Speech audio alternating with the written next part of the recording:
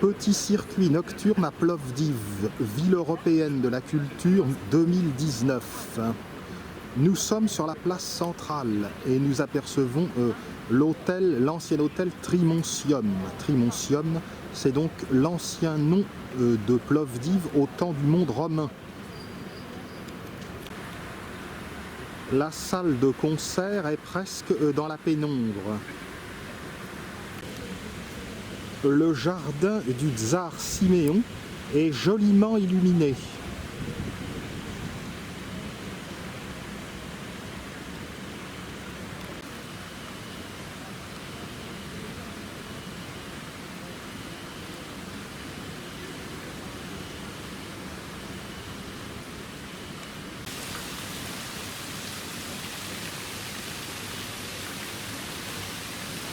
Jeu de lumière dans la nuit.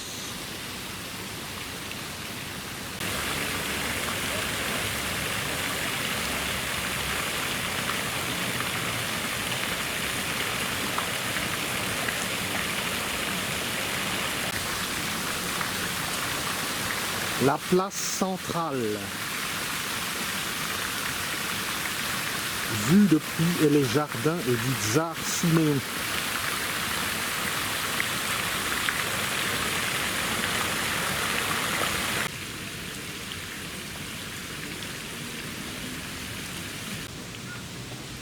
Des marrons ne cessent de tomber de ces marronniers d'Inde. Je vais bien m'en prendre un sur la couenne.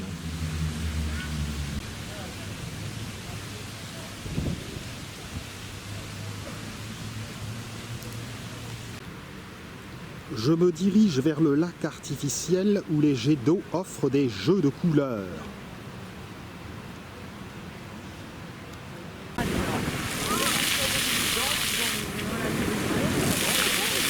C'est la fontaine magique de Barcelone.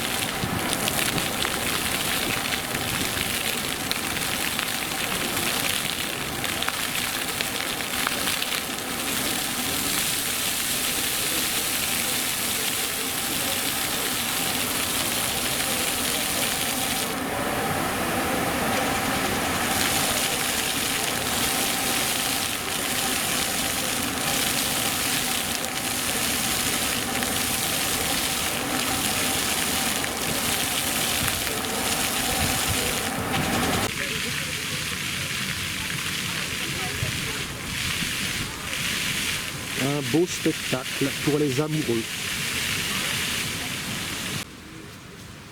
Retour vers la place centrale. Sur la place centrale, nous retrouvons le grand bâtiment de la Poste, voulu par les communistes entre 1946 et 1990. Devant la Poste, il y a donc le Forum romain que les fouilles ont mis à jour. Et puis donc commence la ville basse avec ses édifices aux façades baroques ou austro-hongroises.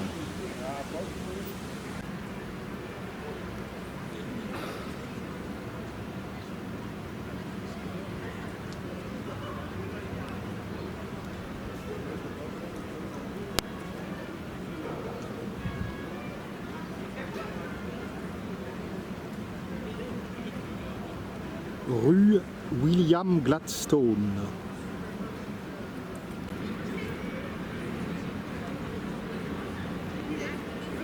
Les Bulgares ont assimilé un mot italien, gelateria.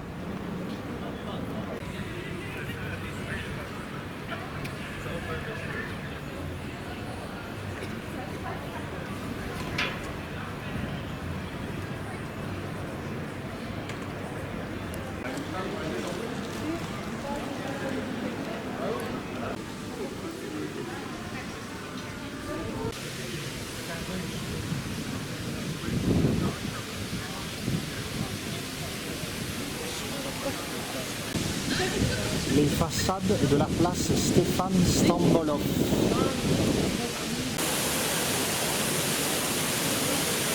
Là aussi, la fontaine est éclairée.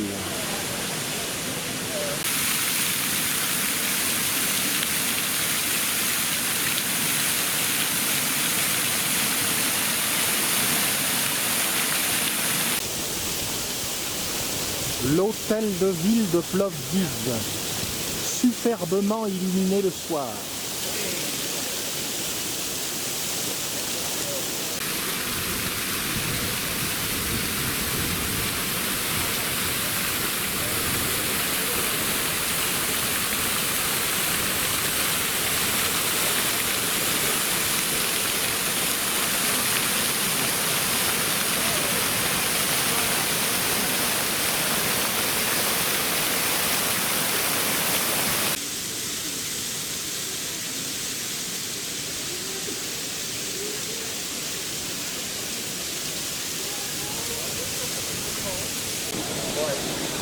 Peu de monde en terrasse ce soir, il fait assez frais.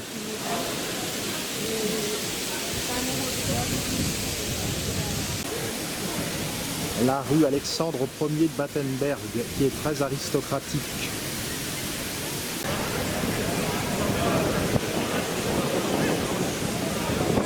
L'ancien cinéma Balkan qui a été recyclé autrement, comme vous le voyez. Le White Bar, je l'ai testé avec un ami qui m'est cher.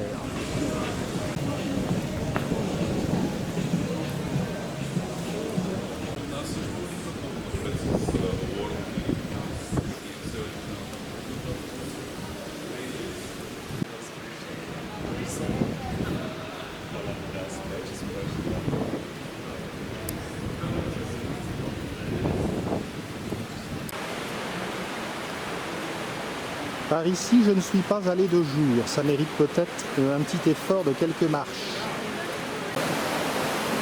Tout le monde fête Plovdiv 2019.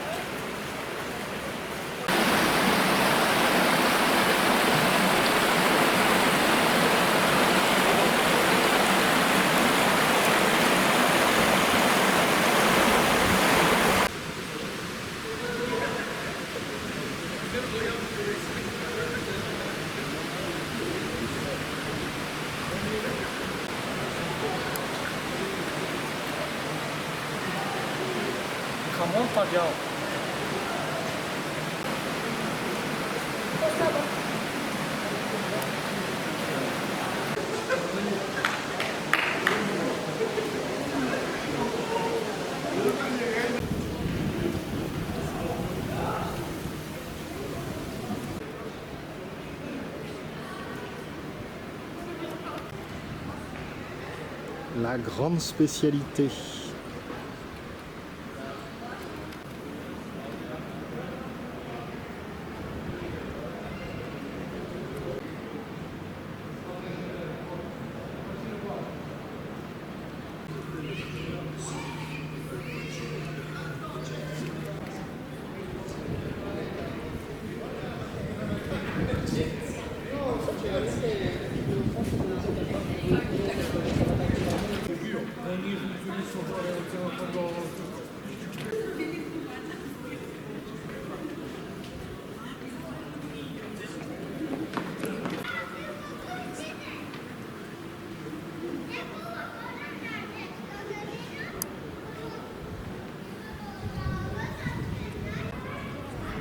L'extrémité nord de la rue Alexandre Ier de Battenberg.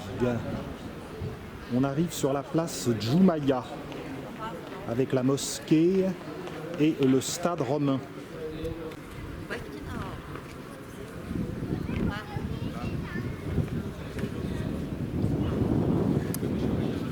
Le minaret n'est pas illuminé.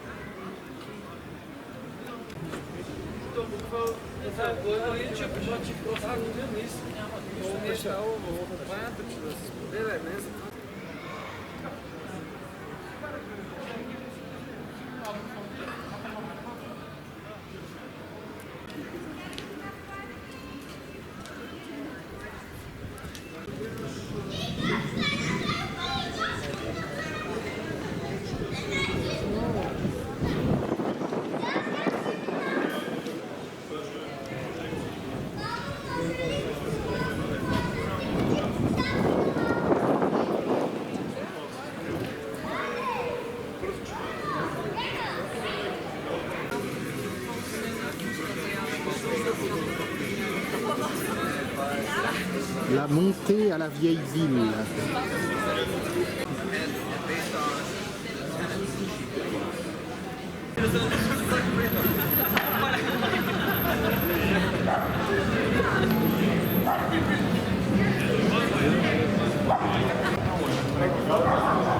On longe la mosquée. Rue Saborna.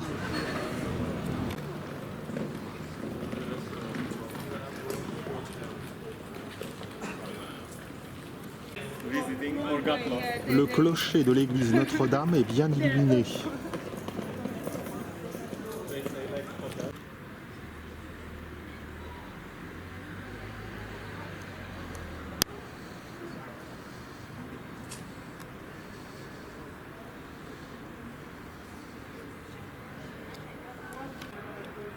La colline de l'eau nous fait suer sang et eau pour la gravir.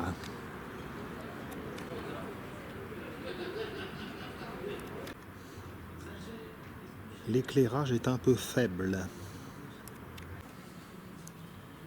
Allons voir le théâtre antique.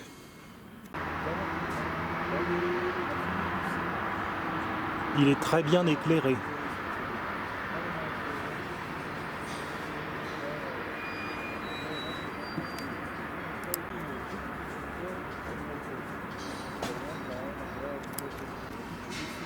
L'ancien hôtel Trimoncium sur la place centrale.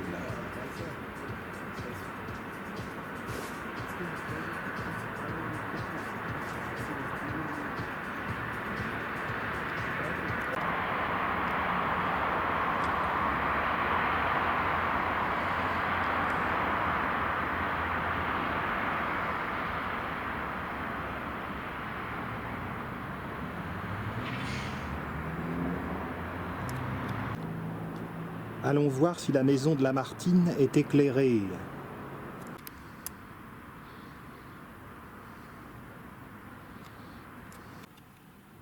Dans cette cour, un beau ginkgo biloba dont je reconnaîtrai toujours les feuilles, disposées comme des éventails bilobés. Il y a plein de fruits du ginkgo sous les pas. Il craque sous mes chaussures.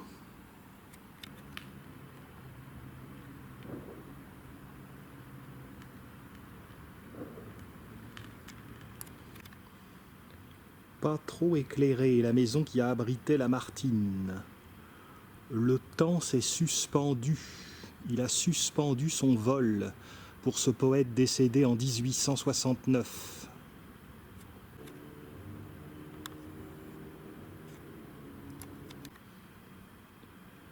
Au hasard des rues. Voici qui nous rappelle que nous sommes en Bulgarie. Encore un des multiples chats de Plovdiv. Il y en a partout, plus qu'ailleurs. Obscurité plus voirie, propre à la vieille ville de Plovdiv. Il faut que je fasse attention. L'agglomération compte tout de même plus de 500 000 habitants.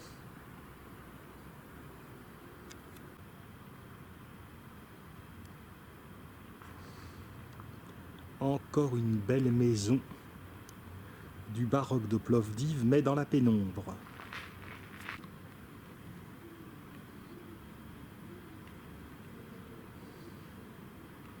On pourrait dire pas un chat, Mais ce que vous avez vu tout à l'heure prouve le contraire.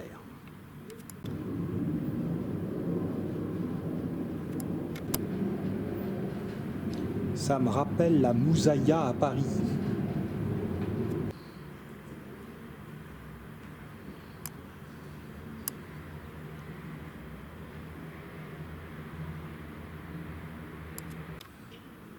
La pharmacie n'est pas très éclairée. La maison du docteur, je n'ai pas eu le temps de la visiter en journée. J'escomptais que ce serait ouvert pour le dernier vendredi de septembre, et apparemment ça n'est pas le cas. En effet, dans les guides, il est dit que le dernier vendredi de septembre, on peut, entre 22h et 3h, visiter les galeries, les expositions, les musées. Mais apparemment, la tradition a dû changer.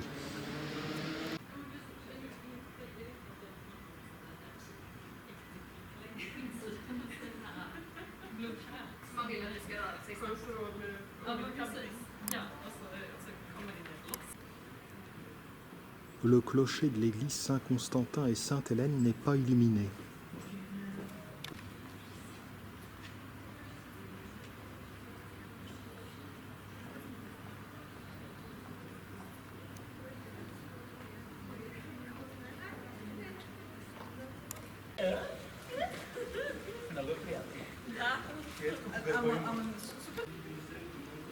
La rue du 4 janvier.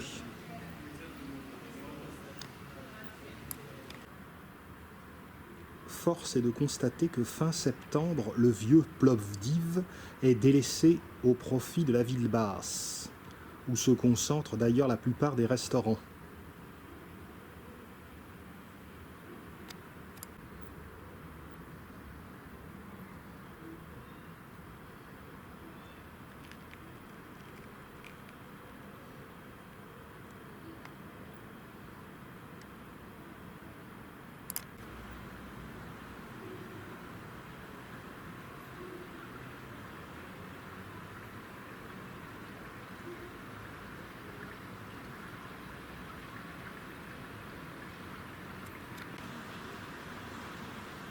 La maison Balabanov.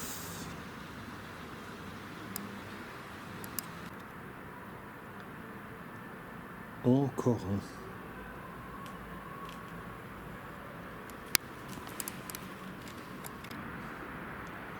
Et pour finir, la maison de Stéphane Ilignan l'Arménien, dont j'ai visité la splendide demeure, donc 2 jours. Eumolpia, le nom de la cité thrace d'origine. Et nous allons nous arrêter ici pour ce soir.